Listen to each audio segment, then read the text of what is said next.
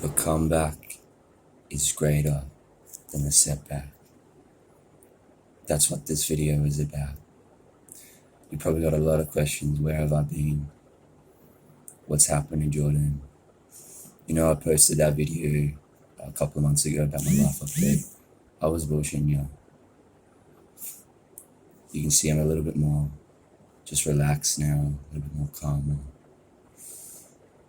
Yeah, 2020 was a very crazy year.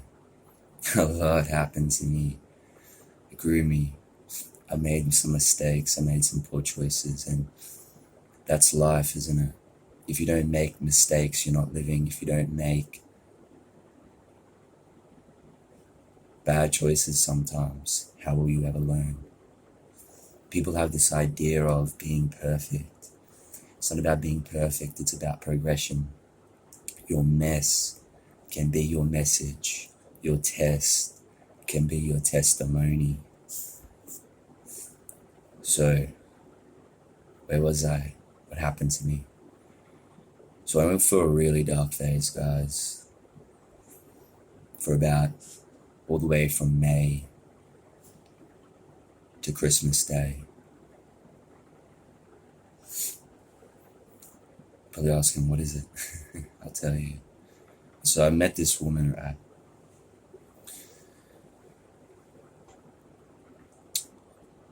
Before I met this woman, I was on this dating site, right? And I saw this other woman. So there was 4 sisters in this family, right? And the youngest sister, I saw her on this dating site. And at the time, I didn't know they were 2 sisters. I didn't know they were related. I had no idea. So I saw the younger sister. I was going to message her. And now, about 10 minutes later, she messages me. I was like, okay, I'll message her. Righty, I got a Snapchat. We start talking. She told me something very deep and personal. I'm not going to share, though.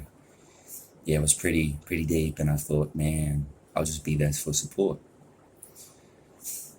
And then I saw this other chick. I was like, oh, she seems all right. Message. I came up with something so good. Like, one thing about females I learned a lot now about females, is they're emotional. You have to hit them with you have to get them in their emotions. Got my cup of coffee. So I did that. She was hooked. So we start talking. She gave me her number. Message, righty, and then she stops messaging me. I know these types of women now, they're called attention-seeking women. They just want your attention and validation. So, stop messaging for a whole week, literally. And I message her a week later. We start talking. Righty, she asked me to come over. Before I went over there, she told me she had 3 children. Then I found out she had 6 children. Red flag, guys. 3 different dads. She asked, oh, do you do weed? I said, yeah. At this time, I was doing weed. I was drinking. I just was lost, guys, again. But the crazy thing about this, too, the whole time, I did not watch pornography, and I still, to this day, guys, it has been from the 1st of May to now, it's been 8 months, pornography and masturbation free. And I'll do a video about that, my experience, how has it helped me, what are the differences, and guys, get off that stuff. I can actually say and look you all in the eye now that I'm actually living what I'm saying now. It's been hard. I used to be a very hypocritical, very wavery person, and I had to go through things to see things that, whoa, this is not the life I want. Sometimes God puts you in certain situations to show you either this or me. Back to him now. We'll get more into that though. Anyway. So I went over there, right? And introduced myself to the kids, sat on the couch for a bit, and went into the room. She was like, pops out the ice, another red flag. I was thinking, why'd you stay? I don't know, guys. But I've learned a lot. I've learned tremendous amounts. So, anyway, I smoked weed that night, drink alcohol. This time I was not touching ice. Never done that. The only thing I've done is LSD, guys. Once when I was 17, that was enough to free. That was a life-changing experience. It scared the crap out of me. I never did it again. Weed, only stuck to weed. And alcohol that night. Anyway, things happened that night. Saw some crazy things. And then the next morning, I basically said, I'm not wanting to date a person who does ice. And she was like, okay, sweet, she'll give it up. By the time I thought she gave it up. With ice, I found out once you've done it, you are hooked for life. You need seriously therapy and rehab to get off that. So she was hiding it the whole time. I knew. Like, she was lying. She was saying things. I'll get into this, guys. It's a crazy story. And then she said, yeah, I'll stop. Right about. Then 3 weeks later, I move in. 3 weeks later, I move in. Am I kidding myself? Dude, I don't know anything about this female. I don't know her history well. Crazy. And another red flag, guys. If a person is bagging their exes out, red flag 2, guys. Red flag 2.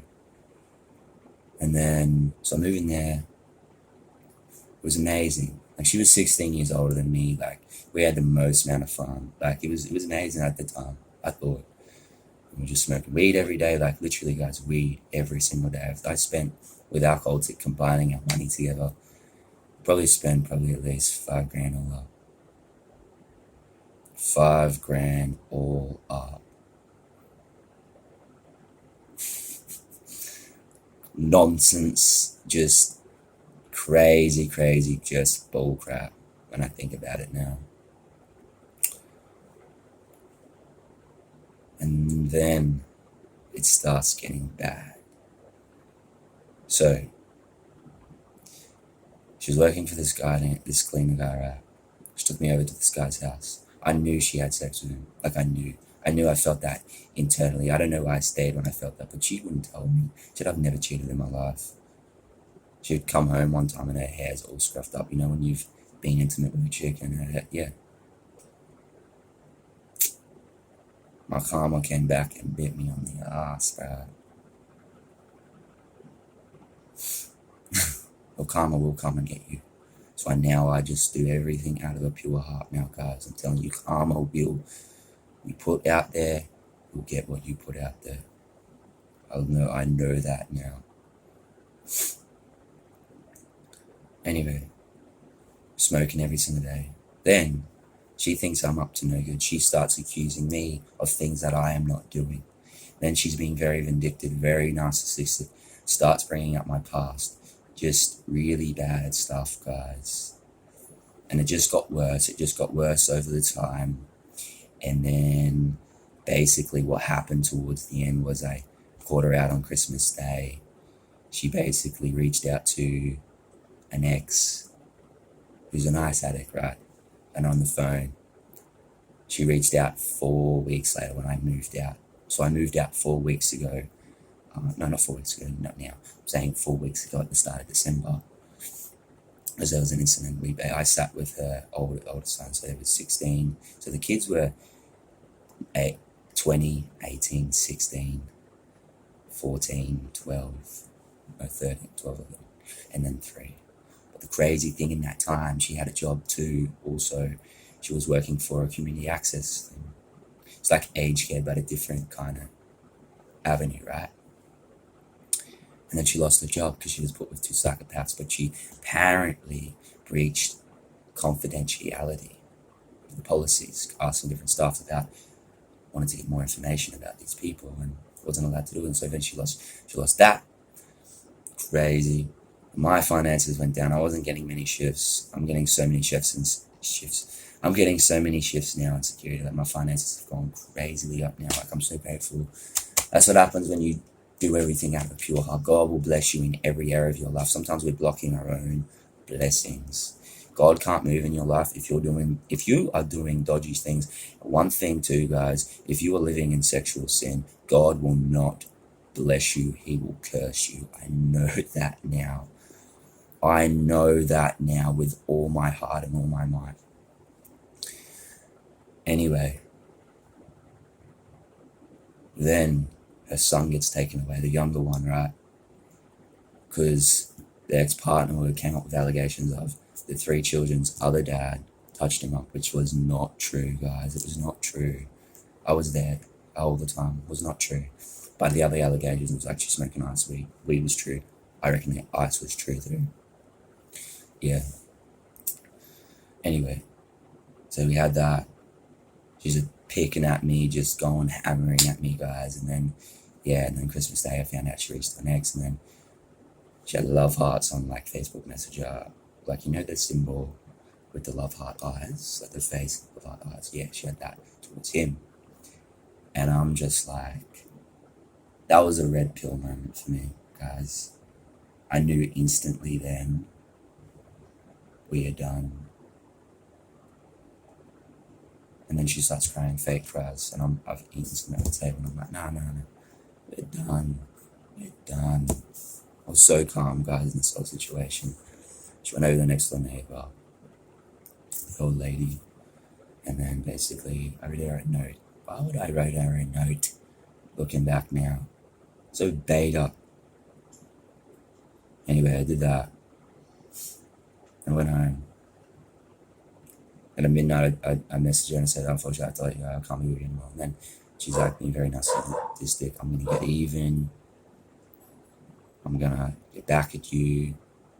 And I had to go back there the next day to get some amino acid. I paid $30 I'm not losing. So I played a little game with her. I went back there, and then she found out I had another Facebook, because she was being very vindictive on my Facebook, commenting on my stuff. And I'm like, talking trash behind my back, guys, to her family, thinking I'm cheating, being up to no good, making me out like I'm some kind of worst person that has ever lived on the face of the earth, when the whole time those three children know the truth. If that family asked those three children what actually happened, they would tell you what actually happened. Just wait. Shut up!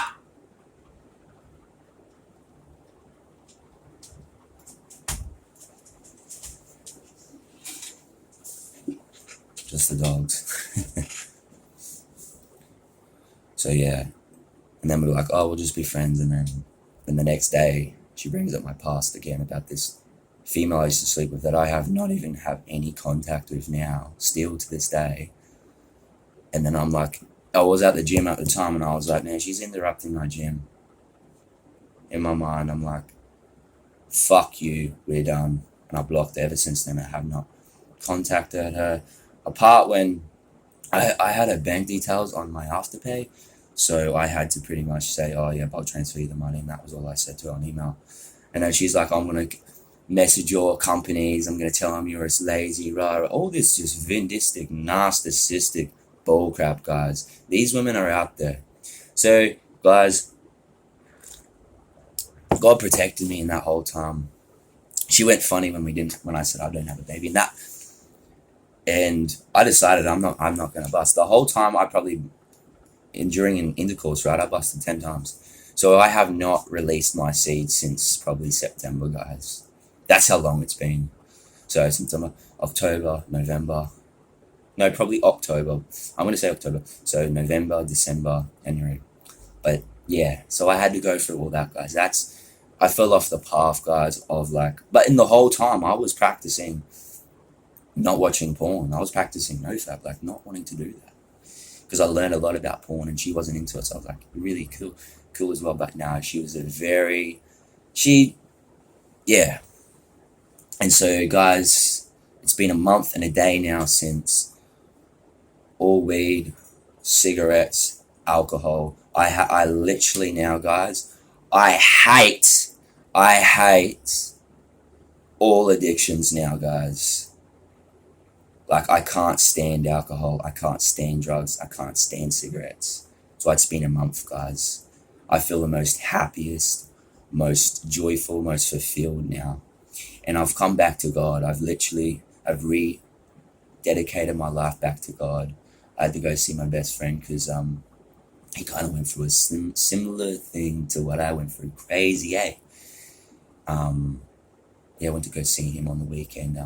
There's a bunch of people who were Christians. Yeah, and it was so genuine meeting those people. Like, I've never met so much authentic about being a believer. And I thought, man, I was still battling because I've still battled with God, like, man, this and that. But then I've just had to make a conscious decision this year, guys, to basically say, you know what? I believe in Jesus not because of people or anything like that now. It's because I remember a time when I believed in him so much. I was the most fulfilled. And I was like, in that moment, I'm back to him. And I said to God, I'm giving up my sexuality. I'm being celibate now for you. I want to do this for you. I don't want to become that type of person to do sexual sins. Now, that's what's happened to me, guys, in the last 8 months. So that's where I've been, and yeah, it was a pretty hectic time for me. And I've learned a lot now. I've learned a lot about female nature. I've learned a lot about myself, and so the comeback is greater than the setback. So I want to keep this rolling for about another 4 to 5 minutes. I want to talk to you guys about NoFap for a second, or sin retention, celibacy. But it's actually called, guys, you know what? Celibacy and sexual transmutation. So I want to tell you a little bit about not doing it for this long. Why would you want to stop doing it, right? Well, let me tell you, guys. I'm going to make a whole video about my experience, right? But I'm going to say this. The best thing not watching pornography now is I'm not wasting my time. I'm not wasting energy. It's precious energy, life force. And I'm not lusting. Did you know sexual sin, right, is the most deadliest sin that you could do against yourself? The Bible says this. You're doing it against yourself. And God prompted on my heart, you need to be celibate, my son. Because let me tell you this, you're asking God to move in your life. A lot of people are asking God to move in their life. I was. But God will never, and I mean never, move in your life. You won't experience the rest that he gives you. Because the whole gospel, guys, the whole gospel is about confessing with your heart, believing him as what he says he is, and that is it. It's not about reading your Bible 10, 30 minutes a day, an hour, going to church. No, it's a relationship. What I just said just before, that is laws and that is religion. We're talking about personal relationship. And that's what this whole journey of being a Christian is, relationship. Now, if you're a Muslim, if you're a monk, I welcome you to this channel. I will never, ever bash my views down your throat. I will never say what you're believing is wrong or this and that. I used to be like that. Not anymore. I want to have open discussions, open conversation with you guys. And yeah, so not doing anything sexual now is really starting to change me into a different man. I believe that fully. And so, yeah, I'm going to make a video about that in the next couple of days, guys, about being 8 months free or pornography free, fat, and then going into this year being celibate for him. And yeah, I can't wait for this year, guys. So before I let you guys go, thank you for listening to my story. Thank you for listening to what's happened to me. And yeah, I've learned tremendous amounts. And sometimes God will this is the one thing I know, God will allow you. This is the beautiful thing about God,